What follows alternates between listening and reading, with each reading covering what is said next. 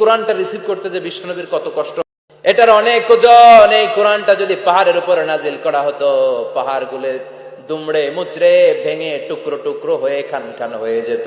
আমি আলোর সাথে ওহির মিল ঘটিয়েছি, আলো দিয়ে ওহিকে বুঝিয়েছি সূর্যের যেমনি কিরণ আছে, তেজ আছে, এই ওহিরও একটা তেজ আছে।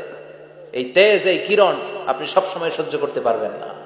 এজন্য আমি ইচ্ছা করে কিছুদিন ওহী নাজিল করা বন্ধ করে দিই। বুখারীর বর্ণনা, মা আয়েশা বলতেন, শীতের রাতে, কনকনে মাঘ মাসের শীতের রাতে যখন বিশ্বনবীর উপর কোরআনের আয়াত নাজিল হতো, বিশ্বনবী ঘেমে ঘেমে একাকার হয়ে যেতে। আবার বিশ্বনবী যখন ওটের উপরে বসে থাকা অবস্থায় কোরআনের আয়াত নাজিল হতো, ওটের বুকটা মুহূর্তের মধ্যে বালুর মধ্যে, জমিনের মধ্যে লেগে যেত। ঘোড়ায় চড়া অবস্থায় বিশ্বনবীর কাছে যখন কোরআন নাজিল হতো, ঘোড়ার পা গুলো মরুভূমির বালুতে দেবে যেত।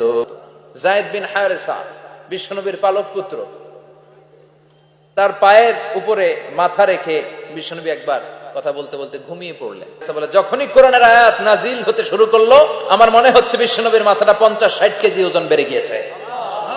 বিশ্বনবীর মাথার ওজনে আমার পায়ের রান ফেটে যায়।